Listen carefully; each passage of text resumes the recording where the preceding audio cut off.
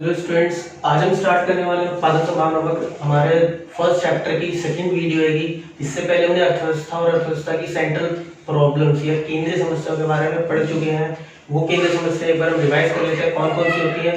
पहली होती है क्या उत्पादन किया जाए, दूसरी कैसे उत्पादन किया जाए जिसमें हम तकनीक को देखते हैं, और तीसरी होती है किसके लिए उत्पादन किया जाए।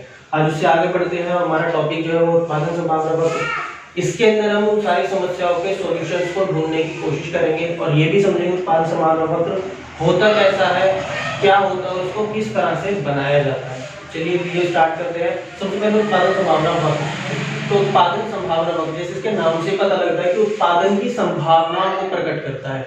यानी इसकी अगर डेफिनेशन पढ़ी जाए तो यह वह वक्र होता है जो दो वस्तुओं के ऐसे संयोगों, ऐसे ग्रुप को प्रकट करता है या दिखाता है जिनका उत्पादन दिए हुए संसाधनों पर किया जा सकता है।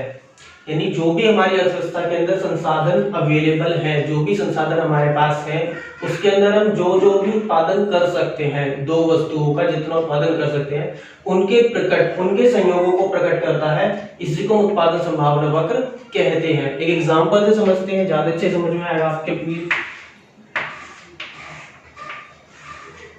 मान लेते हैं आपके पास में एक खेत है जिसके अंदर आपको खेती करनी है। अब आपके पास में दो ऑप्शन है खेती करने के लिए, एक तो गेहूं और एक चावल। आपको इन दोनों में उगा सकते हो। जैसे हमने यहाँ पे मान लिया गुड्स एक्स और गुड्स वाई। इसको मैं मान लेता हूँ गेहूं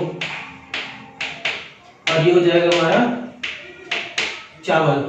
तो अगर मैं अपने पूरे खेत में सिर्फ और सिर्फ चावल की खेती करता हूँ, अगर मैं अपने पूरे खेत में सिर्फ और सिर्फ चावल की खेती करता हूँ, तो जो मेरा प्रोडक्शन होता है वो होता है 100 टन का।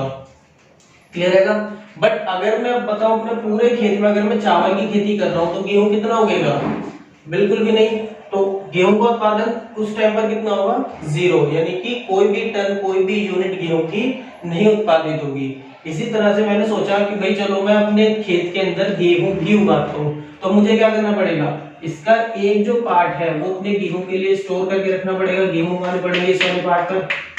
मान लो मैंने इस वाले पार्ट पर अपने गेहूं उगा लिए। अब क्या होगा? चावल का उत्पादन क्या हो जाएगा? कम हो जाएगा। गेहूं के उत्पादन में 10 टन की वृद्धि करने के लिए मुझे चावल के उत्पादन में क्या करनी पड़ी? कमी करनी पड़ी। 100 से 90 बढ़ाना पड़ा। सेम इसी तरह से अगर मैं गेहूं का उत्पादन और बढ़ाना चाहता हूं, गेहूं का उत्पादन में और बढ़ाना चाहता हूं, मैंने इस पार्ट पर भी गेहूं की खेती करनी शुरू कर दी, तो क्या होगा? गेहूं का उत्पादन 10 से 20 यूनिट पर आ जाएगा और चावल का जो उत्पादन होगा वो 90 से 70 पर आ जाएगा। इसी तरह से अगर मैं और ज्यादा खेती करना चाहता हूं गेहूं की, तो मैं इस वाले पार्ट पर भी गेहूं की खेती कर दूंगा और उससे क्या होगा? जो मेरा गेहूं का उत्पादन है वो 20 से 30 यूनिट पर आ जाएगा और चावल का उत्पादन 70 से 40 यूनिट पर आ जाएगा। और अगर मैं और भी गेहूं की खेती करता हूं तो क्या होगा? पूरे खेत पर सिर्फ और सिर्फ गेहूं ही उगेगा और चावल का जो उत्पादन है वो 0 हो जाएगा, 0 हो जाएगा और गेहूं का उत्पादन जो है वो 40 टन तक पहुंच जाएगा। उन वस्तुओं का उत्पादन संभव होता है, किया जा सकता है। क्लियर है भाई? कोई दिक्कत? अब देखिए आगे, ये हमारा जो इसी को अगर हम ग्राफ पर रिप्रेजेंट करते हैं, चित्र बनाते हैं, तो इसे बोलते हैं उत्पादन संभावना वक्र। बनता कैसे है? जब हमारा चावल का उत्पादन 100 पर है, 100 पर आएगा, उस टाइम पर गेहूं का उत्पादन कितना है? 0। तो पॉइंट कहां पर आएगा? चावल हमने यहाँ पर दिखाया गुड्स वाई और गुड्स एक्स, हमारे गेहूं आएंगे। तो 0 पर गुड्स एक्स और ये कितना आएगा? 100। तो 0 100 ए जो संयोग हमारा बनता है ए पॉइंट। इसी तरह से x जब 10 होता है तो y कितना हो जाता है हमारा? 90। x 10 है तो y 90, पॉइंट हमारा यहाँ पर आ जाएगा। सेम जब हमारा 6 जो c हैगा वो 20 होता है जब गेहूं, तो चावल कितना हो जाता है? 70। 20 गेहूं, चावल कितना हो जाता है? 70। सेम जब गेहूं 30 होता है तो हमारा चावल का उत्पादन 40 आएगा और जब गेहूं का उत्पादन हम 40 करते हैं तो चावल का उत्पादन क्या हो जाता है? 0 हो जाता है। इन्हीं पॉइंट्स को मिलाकर के जो रेखा ड्रॉ की जाती है, जो रेखा बनाई जाती है, इसी को बोलते हैं उत्पादन संभावना वक्र। क्लियर है? अब उत्पादन संभावना वक्र की कुछ मान्यताएं भी होती हैं, कुछ असम्पशंस होती है जिनके बेसिस पर इसको हम ये मान करके चलते हैं कि उत्पादन संभावना वक्र बन सकता है। अगर ये मान्यताएं एप्लीकेबल नहीं होती तो उत्पादन संभावना वक्र नहीं बन सकता। वो मान्यताएं क्या होती हैं? फर्स्ट, संसाधन दिए हुए होते हैं। हमारे पास में जो संसाधन है, हमारे पास जो ये संसाधन है, जो खेत था, ये हमें दिया हुआ था, यानी कि हमारा जो खेत है वो ना तो कभी कम होगा ना ज्यादा होगा। जितने संसाधन हमारी अर्थव्यवस्था में है वो उतने के उतने ही रहते हैं, उसमें कोई परिवर्तन नहीं होता। हमारे पे जो खेत था, अगर 1 हेक्टेयर का खेत था तो वो 1 हेक्टेयर ही रहेगा, ना तो 1 हेक्टेयर से ज्यादा होगा, ना ही 1 हेक्टेयर से कम होगा। सेकंड, कुछ संसाधनों का कुशल प्रयोग होता है। संसाधनों का कुशल व पूर्णतः प्रयोग होता है। मतलब क्या होता है कि जब मैं खेती करूंगा तो मैं इसके हर एक बिंदु पर, चाहे ए पर हो, बी पर हो, सी पर, डी पर या ई पर, उत्पादन के हर एक बिंदु पर मेरी जो श्रम होगा वो भी मेरा उतना ही एफर्ट लगेगा। जो भी मैं अपने तकनीक या जो भी मैं चीजें इस्तेमाल करता हूँ वो भी उतनी होगी, जैसे खाद का उपयोग करना वो भी उतना ही होगा। खेती के लिए जो मैं जगह लूंगा, जो मेरा खेत होगा वो भी उतना ही होगा, ना तो खेत कम होगा ना खेत ज्यादा होगा। तो हमारे जो संसाधनों का कुशल प्रयोग होता है, यानी जो भी चीज है उसको पूरी तरह से, कोई भी चीज वेस्ट नहीं करते। मैं ऐसा नहीं करूंगा कि मैं सिर्फ इतने खेत पर खेती कर रहा हूँ, बाकी का एरिया जो है वो मैंने अलग छोड़ दिया बेकार। तो किसी भी संसाधन को वेस्ट नहीं करा जाता, उसका पूरा प्रयोग किया जाता है। थर्ड क्या होती है कि तकनीक स्थिर रहती है। मतलब हमारे जो उत्पादन की तकनीक है, जो टेक्नोलॉजी है, जो हमारे काम करने का तरीका है वो स्थिर रहता है, उसके अंदर कोई भी परिवर्तन नहीं होता। अगर मैं पहले ट्रैक्टर से खेती करता था, खेत जोतता था, तो आज भी ट्रैक्टर से जोत रहा हूं। अगर पहले हल से जोतता था तो अभी भी हल से ही जोत रहा हूं। अब हल की जगह ट्रैक्टर या ट्रैक्टर की जगह हल नहीं लाएंगे। क्लियर है? तो हमारी तकनीक जो होती है वो स्थिर रहती है। अब आगे बढ़ते हैं, उसके बाद में जो हमारा नेक्स्ट टॉपिक आता है वो होता है हमारा विशेषताएं। किसकी विशेषताएं?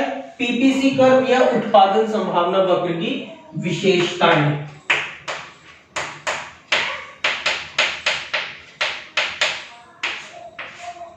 अब क्या पढ़ना है आपने? इसकी विशेषताएं पढ़नी है।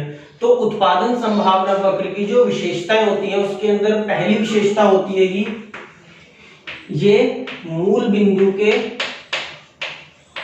नतोदर पाया जाता है। मूल बिंदु के नतोदर पाया जाता है। मूल बिंदु के नतोदर का जो मतलब होता है वो होता है उत्पादन संभावना वक्र हमेशा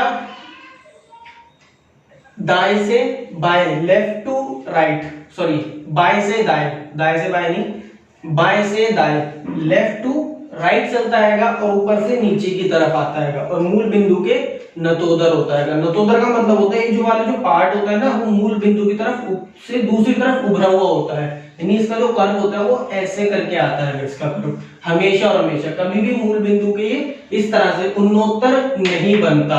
हमेशा जो पीपीसी कर्व या उत्पादन संभावना वक्र होता है वो इस तरह से बन करके आता है। और इसका जो रीजन होता है वो रीजन क्या होता है? हमारी जो एमआरटी होती है, एमआरटी इसको बोलते हैं सीमांत अवसर लागत, ये हमेशा हमेशा बढ़ती हुई जाती है। देखिए जैसे पहले वाले पॉइंट पर नहीं थी एमआरटी, अगले बी पर पॉइंट पर कितनी है? 1, सी पर 2, डी पर 3 और ई पर 4, तो कंटिन्यू बढ़ती जाती है। इसी वजह से हमारा जो उत्पादन संभावना जो वक्र होता है वो मूल बिंदु के नतोदर होता है। क्लियर है? सेकंड, इसका जो झुकाव होता है,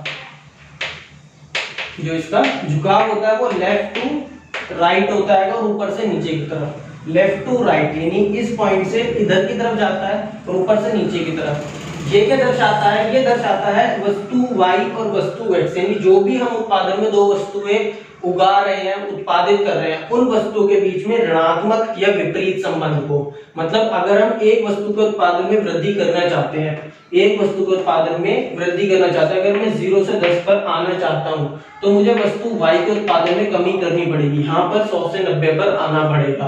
अगर मैं इसके उत्पादन में और ज्यादा वृद्धि करना चाहता हूं तो मुझे इसके उत्पादन में और ज्यादा कमी करनी पड़ेगी, 90 से 70 पर आना पड़ेगा। क्लियर है? तो इसकी वजह से जो इसका झुकाव होता है वो लेफ्ट टू राइट और ऊपर से नीचे की तरफ आता है।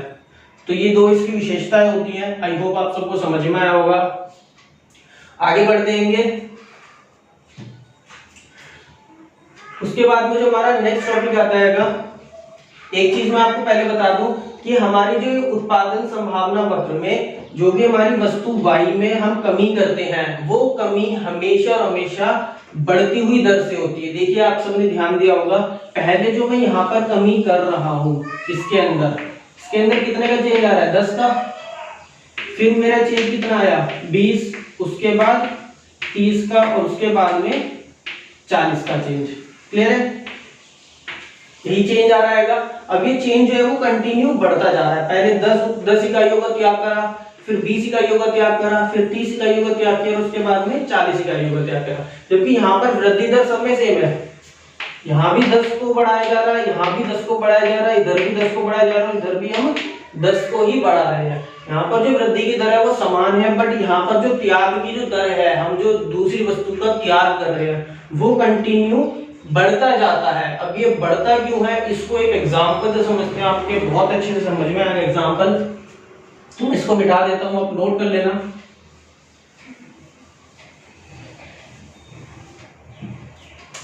इसको समझते हैं एग्जांपल को। देखिए हम ये मान लेते हैं कि सपोज दैट आपकी एक फैक्ट्री है, क्लियर, आपकी एक फैक्ट्री है जिसके अंदर आप कॉपियां बनाते हैं। क्या बनाते हैं आप? कॉपी बनाते हैं इसके अंदर आप फैक्ट्री के अंदर। और आपके पास में 5 मजदूर हैं इस कंपनी के अंदर, इस फैक्ट्री के अंदर काम करने वाले। हमारे पास में 5 मजदूर हैं, मान लेते हैं एक बंदा ए है, बी है, सी है, डी है और ये ई है। ये 5 बंदे हैं जो कॉपी बनाते हैं। अब इनका हम एक दिन का प्रोडक्शन लगाते हैं कि भाई कौन सा बंदा कितना काम करता है। हम मान लेते हैं कि ए जो है वो एक दिन के अंदर 50 कॉपी बनाता है, बी जो है वो 40 कॉपी बनाता है, सी जो है वो 35 कॉपी बनाता है, डी जो है वो 30 कॉपी बनाता है और जो ई हैगा वो 25 कॉपियां बना करके एक दिन में देता है। क्लियर है, ये उनका एक दिन का प्रोडक्शन है जो अलग अलग पर्टिकुलर को अपना अपना काम करते हैं कॉपियां बनाने का। अब क्या हुआ, आपके पास में अब सेशन स्टार्ट हो और आपके पास में किताबों का ऑर्डर आना शुरू हुआ, आपको किताबें भी बनानी है साथ में। अब आपको क्या करना हैगा, किताबें भी बनानी है। अब इन सब ने आज से पहले किताबों पर काम नहीं करा, इनको किताबें जो प्रिंट करना होता है, छापना बनाना नहीं आता। तो अभी इन सब का जो प्रोडक्शन है किताब के लिए, ये सभी की सभी नए हैं उसके लिए। तो मान लीजिए कि दिन में 10 यूनिट जो है किताबों की बना सकते हैं हर एक बंदा, यानी ए भी 10 बनाएगा, बी भी 10 बनाएगा, सी भी 10 बनाएगा, ई भी और ए भी 10 बनाएगा। क्लियर है, अब आपको किताबें बनानी है तो एक मुझे बात बताइए कि जब आप अपने इन मजदूरों को हटाएंगे, आप मजदूर बढ़ा नहीं रहे हैं, इन्हीं में से आपको कुछ मजदूर किताबों के लिए देने हैं, तो सबसे पहले आप किस मजदूर को देना पसंद करोगे किताबें बनाने के लिए? किस मजदूर को आप उसमें काम में लगाओगे? क्योंकि देखो ये इनका कॉपी का उत्पादन है और ये इनका किसका? किताबों का उत्पादन। किताबों का उत्पादन तो सभी समान कर रहे हैं, लेकिन कॉपी के उत्पादन में कम ज्यादा हो रहा है। तो सबसे पहले किसको हटाओगे? ऑफ कोर्स ई को हटाओगे, क्योंकि ये कॉपी है सबसे कम बनाता है। ऐसा तो नहीं आप सबसे पहले ए को हटा दोगे, आप सबसे पहले हटाओगे ई को।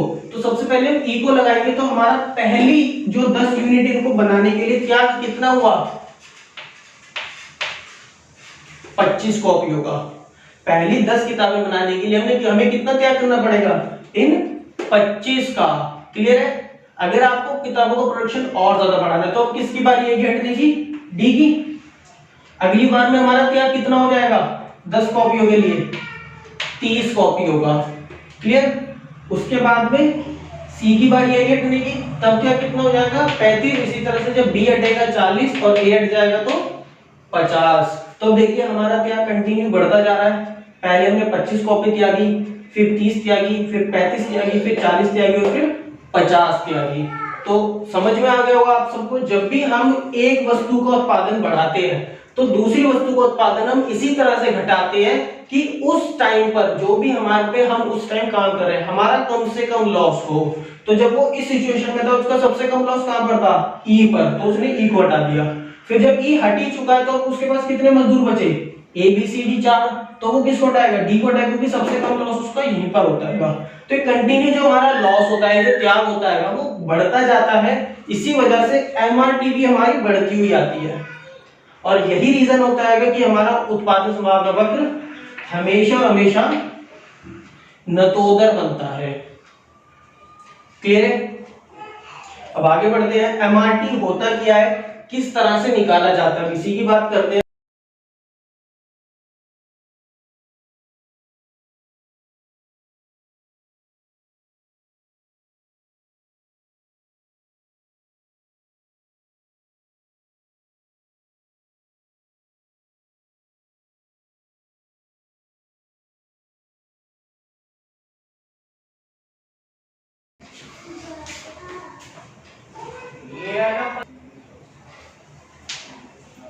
तो जो हमारा नेक्स्ट टॉपिक है वो है हमारा अवसर लागत। अब अवसर लागत होता क्या है, इसको बोलते हैं margin opportunity cost, opportunity cost या अवसर लागत। ये होती क्या है कि, तो अवसर लागत का मतलब होता है यह वह लागत होती है जो एक उत्पादक, कोई भी जो उत्पादक होता है, वस्तु के प्रयोग 1 से प्रयोग 2 में स्थानांतरित होने पर उत्पादन की हानि को उठाने के लिए तैयार होता है।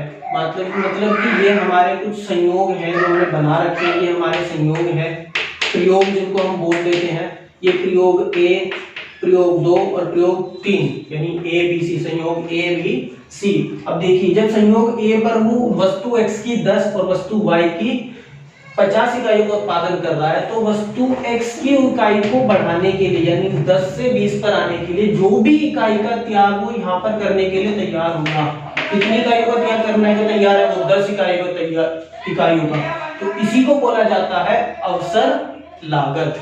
इसी तरह से जब वो 20 से 30 पर आने के लिए वो यहाँ पर 40 से 20 यानी कि 20 इकाइयों का त्याग करने के लिए तैयार है, तो ये जो 20 इकाइयां हैं यही कहलाएंगी हमारी अवसर लागत। तो क्लियर है कि अवसर लागत क्या होता है, प्रयोग 1 से प्रयोग 2 में स्थानांतरित होने पर या इस प्रयोग से इस प्रयोग में आने पर जो भी उत्पादन में हानि होती है, जो भी उसको एक वस्तु के उत्पादन में हानि होती है, उसी हानि को हम उसकी अवसर लागत कहते हैं।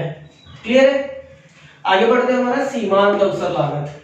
क्या टॉपिक है हमारा? सीमांत अवसर लागत, या इसको बोलते हैं एमआरटी। जैसे भी आपने पढ़ा था एमआरटी, हमने निकाल के दिखाई थी वहां पर। अब ये होती क्या है देख लेते हैं। एमआरटी यह वह लागत है, यह वह लागत है जो उत्पादन की एक इकाई, उत्पादन की किसी भी इकाई पर, ये एक इकाई है, ये इसकी कोई दूसरी इकाई है और ये इसकी कोई तीसरी इकाई है, इसको बोलते हैं अलग अलग इकाइयों पर।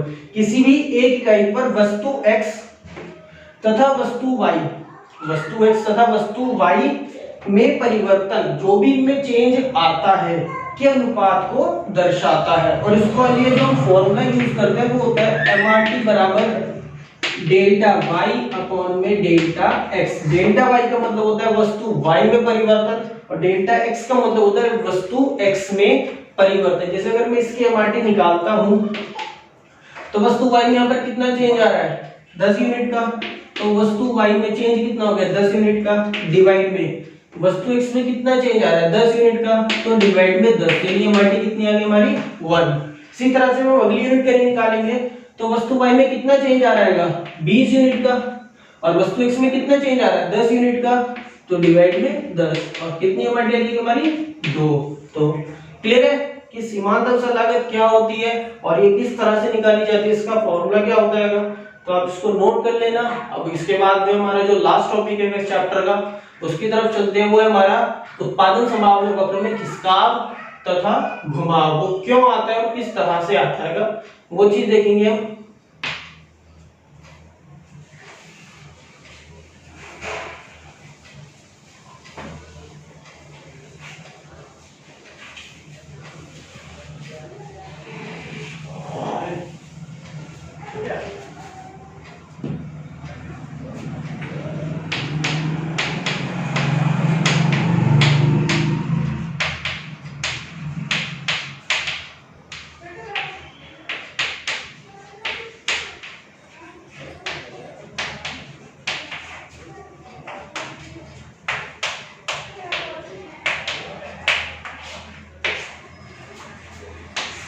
उत्पादन संभावना वक्र में घुमाव और खिसकाव। अब ये दोनों चीजें आती क्यों है, देखो हमारा उत्पादन संभावना वक्र वो खिसक के ऊपर भी जा सकता है, ज्यादा भी हो सकता है और कम भी हो सकता है। इसी तरह से उसमें घुमाव भी आ सकता है। अब वो होता क्यों है, कारण क्या है और किस तरह से होता है, वो चीज देखेंगे। सबसे पहले हम इसके कारणों की बात करते हैं। तो इसके जो कारण होते हैं, जो भी इसके कारण है, ये जो रीजन है, पहला रीजन आप देख लियो तो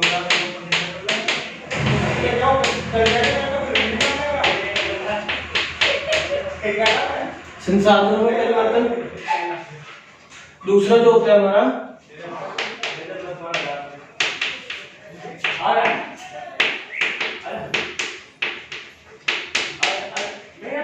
तकनीक में परिवर्तन। क्लियर है? तो देखिए उत्पादन संभावना वक्र में घुमाव तथा खिसकाव। अब उत्पादन संभावना वक्र में घुमाव तथा खिसकाव होता क्या है? देखिए उत्पादन संभावना वक्र हमारा खिसक भी जाता है और घूम भी जाता है। वो होता क्या है अभी समझेंगे।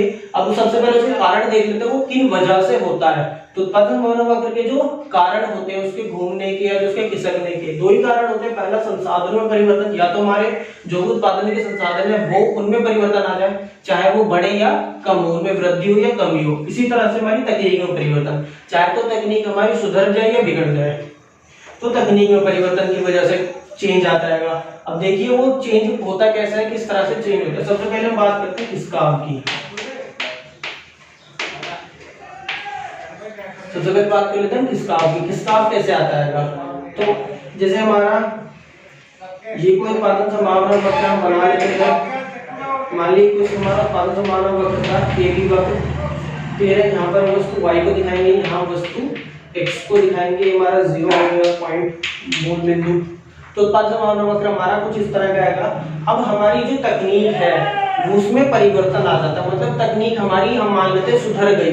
पहले जो हम तकनीक इस्तेमाल कर रहे थे उससे हम ज्यादा अच्छी तकनीक इस्तेमाल करने लगे हैं, तो हमारा जो उत्पादन होगा वो क्या होगा? बढ़ जाएगा। और हमारा उत्पादन संभावना वक्र कहां से लग जाएगा?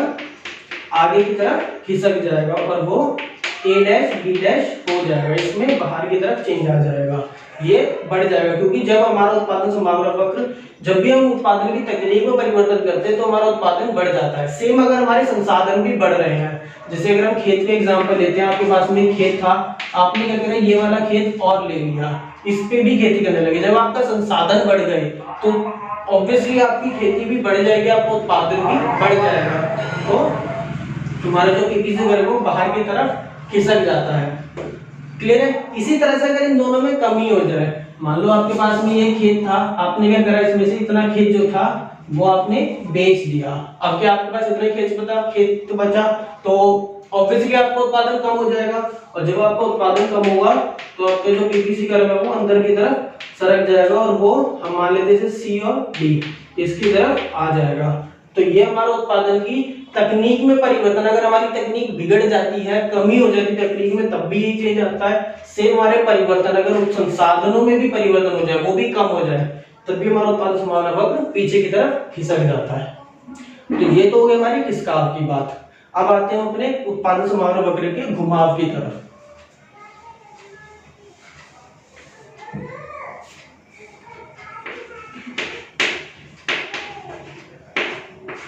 घुमाव। अब देखिए घुमाव से मतलब क्या होता है?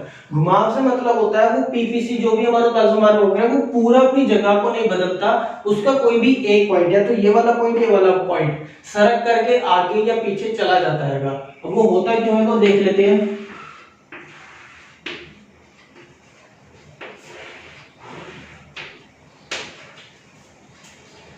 क्लियर भाई? ये हमारा कोई उत्पादन संभावना वक्र हमने मान लिया ए बी वक्र, ये हमारा कोई उत्पादन संभावना वक्र है। यहाँ पर हम वस्तु y को दिखा रहे हैं और सेम हमारी यहाँ पर हमारी वस्तु जो है वो x है। अब क्या हम मान लेते हैं किसी वस्तु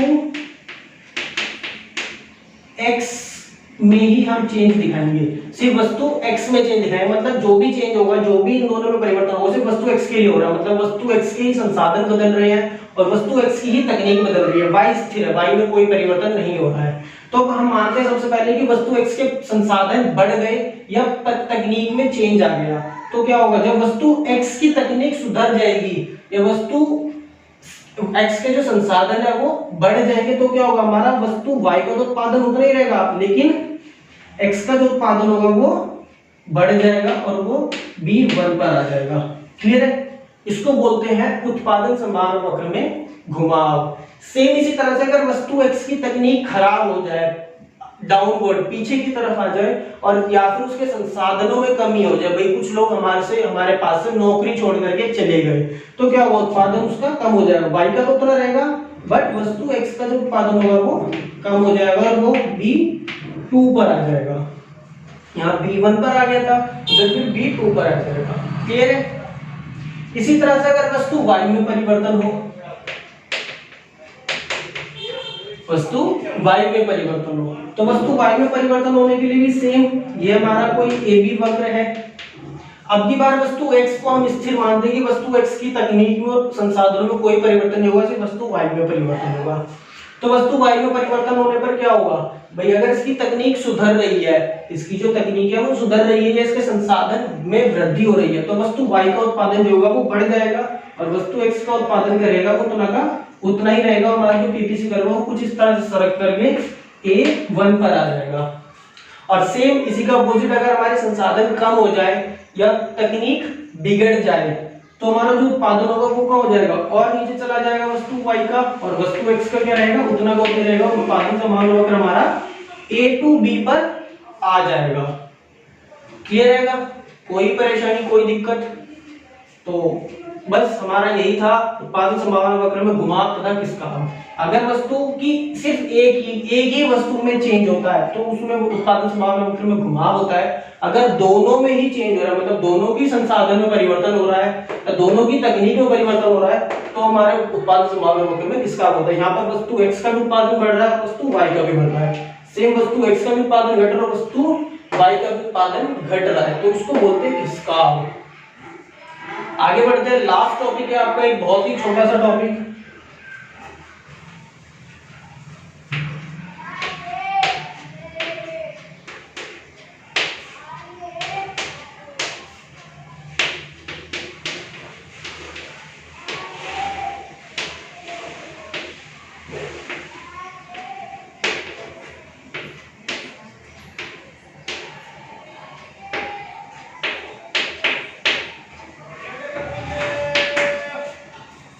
अब देखिए, ये मैंने कुछ इस पे बिंदु लगाए हैं A B C D E F G, ठीक। अब इन बिंदुओं को क्या बोलते हैं और इनको कैसे पहचाना जाता है।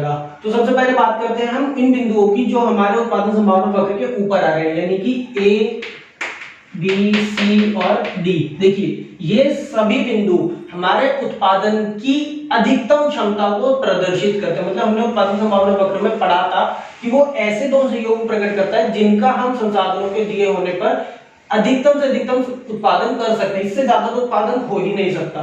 तो ये हमारी अधिकतम क्षमता को, पूर्ण उत्पादन को प्रदर्शित करते हैं। किसको?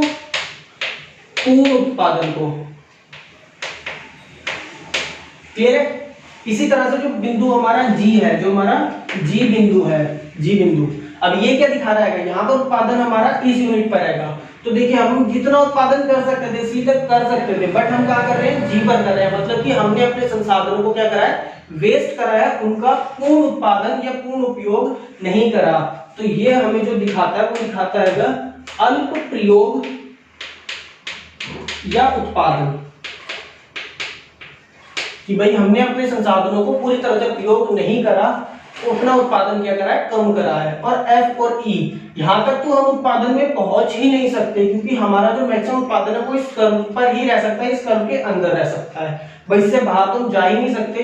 तो F और E क्या होंगे, हमारे अप्राप्य संयोग है, क्योंकि इनको प्राप्त करना संभव ही नहीं है। क्लियर? तो इसी तरह से जो भी हमारे बिंदु, मतलब जो इनकी बात करें अगर हम अपने प्राप्य संयोग की, प्राप्य संयोग मतलब होते हैं वो संयोग जिनको हम प्राप्त कर सकते हैं। तो वो कौन कौन से संयोग है इसके अंदर, A B C D और G, ये जो 5 बिंदु हैं ये हमारे प्राप्य संयोग। कोई भी बिंदु जो हमारा उत्पादन संभावना वक्र के ऊपर आता है या उसके अंदर आता है, उन सभी को हम प्राप्य संयोग बोलते हैं। और जो भी बिंदु हमारा उत्पादन संभावना वक्र के बाहर आता है उसको बोला जाता है अप्राप्य संयोग। तो वो कौन से हमारे F और E। तो क्लियर है ना? तो आई होप आप सबको वीडियो पसंद आई होगी। अगर पसंद आई हो तो लाइक करो, शेयर करो और सब्सक्राइब जरूर करो।